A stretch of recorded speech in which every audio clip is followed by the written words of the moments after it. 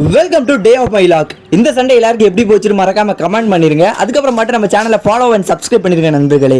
நான் காலங்காத்தாலே செடிக்கெல்லாம் தண்ணி ஊற்றிட்டு காஃபி குடிக்க இறங்காச்சு நண்பர்களே. நமக்கு இந்த முறுக்கலாட்டி காஃபி குடிக்க இறங்காது பார்த்தீங்களா? ஸோ ரெண்டுத்தையும் காம்பினேஷனாக வச்சு காஃபியும் குடிச்சாச்சு. அதுக்கப்புறம் மட்டும் மாடியில் கோதுமை காயப்பட சொன்னாங்க எங்கள் மம்மி. அதே மாதிரி கோதுமையும் காய போட்டாச்சு. அரிசியில் தான் பேர் எழுதி ஆண்டுவாங்க, ஆனால் கோதுமையில் பேர் எழுதி ஆண்டு.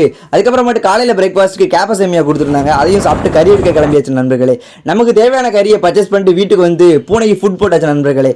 கொஞ்சமாக கருவேப்பிலை பறிக்க சொன்னாங்க. அதே மாதிரி கருவேப்பிலையும் பறித்து கொடுத்துட்டு வீட்டுக்கு போய் பார்த்தா பூனை குட்டி போட்டுருந்துச்சு. அதையும் பார்த்துட்டு கேட்டரிங் வேலைக்கு போயாச்சு நண்பர்களே. கேட்டரிங் வேலை முடிய 4 மணி ஆகிட்டு முடிஞ்சதுக்கப்புறமாட்டு சாப்பிட்டு வீட்டுக்கு வந்து குளிச்சாச்சு நண்பர்களே.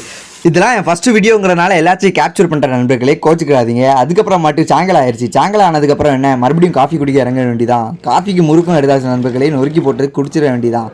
அப்புறமாட்டு இந்த சண்டே உங்களுக்கு எப்படி போச்சுன்னு மறக்காம கமெண்ட் பண்ணிருங்க நண்பர்களே. அதுக்கப்புறமேட்டு நம்ம பிக் பாஸ் பார்த்துட்டு ரிட்டன் ஒர்க் இருந்துச்சு, அதையும் எழுத ஆரம்பிச்சாச்சு நண்பர்களே. அதுக்கப்புறமேட்டு நைட்டு என் தங்கச்சி தோசை சுட்டு கொடுத்தா, அதையும் சாப்பிட்டுட்டு இந்த நாள் நல்லபடியாக போச்சு நண்பர்களே. அப்புறமாட்டு once again like and follow, subscribe. Tata.